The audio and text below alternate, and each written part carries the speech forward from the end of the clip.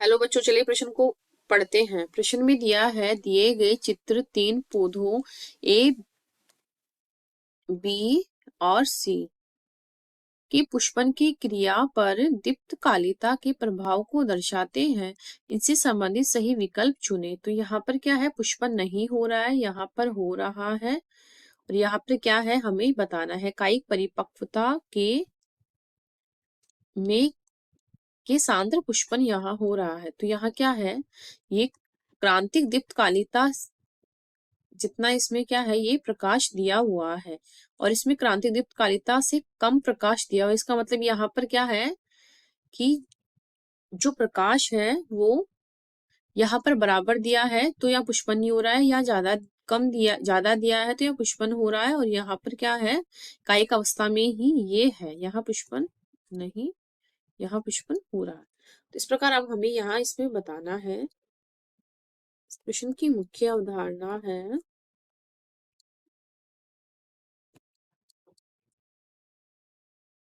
Deepti Kalita. इसमें क्या होता है, जो पौधे होता है, पौधों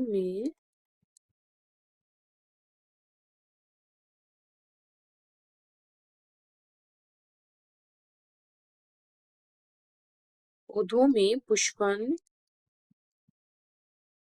पुष्पन के लिए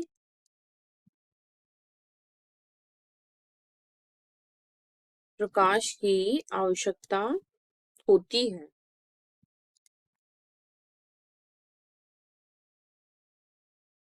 आवश्यकता होती है। और पौधे जो होते हैं प्रकाश की नियमित कालिता की अवधि को माप सकते हैं और एक नियमित अवधि तक का ही प्रकाश लेते हैं कुछ पादप। तो कुछ पादपों को क्या होता है, पुष्पन के लिए बहुत कम प्रकाश की जरूरत पड़ती है, आवश्यकता होती है, तब कुछ को बहुत ज्यादा होती है। कुछ को ऐसे होते हैं जिनका प्रकाश से कोई संबंध ही नहीं होती है, उनको पुष्पन को प्रेरित करने के लिए कोई प्रकाश से संबंध नहीं होता, उन्हें तटस्थ दीप्तकाली पौधे कहते हैं। इस प्रकार अब हमें बताना है इसमें कि किसमें क्या हो रहा है, वो हमें बताना है। तो अब ये क्या है, यहाँ पर क्या है, जो क्रांतिक दीप्तकालिता है उसके नीचे इनको प्रकाश मिल रहा है, तो यहाँ पर क्या हो रहा है, पुष्पन हो रहा है। तो ये क्या हो जाएगा, ये हो जाएगा, ये है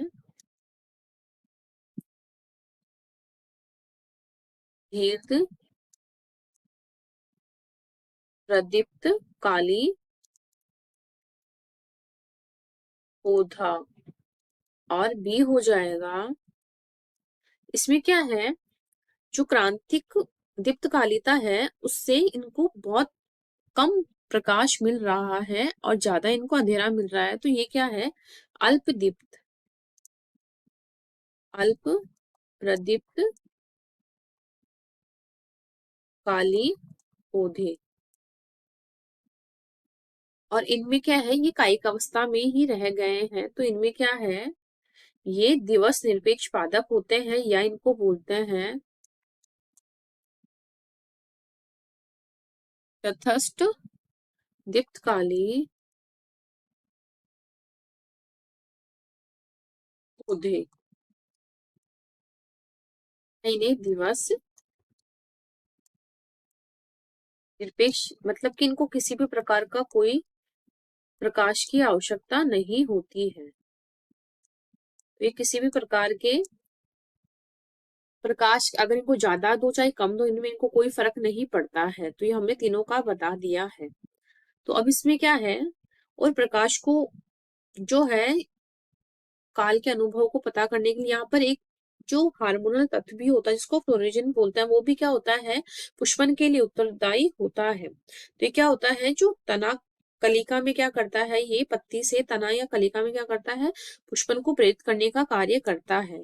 तो ये कौन सा पदार्थ है या तत्व है, तत्व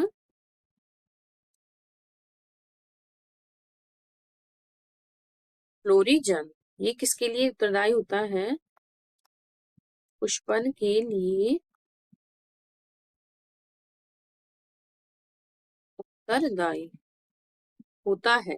तो इस प्रकार ए विकल्प में है दीर्घ प्रदीप्त काली पौधे, तटस्थ आ जाएगा तो यहाँ ये नहीं होगा। बी में है अल्प, तो ये भी नहीं होगा।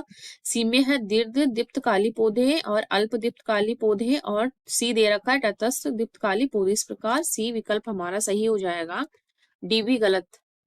इस प्रकार सी विकल्प हमारा सही उत्तर हो जाएगा। आशा करती हूँ आपको इस क्वेश्चन का हल समझ में आया होगा। धन्यवाद।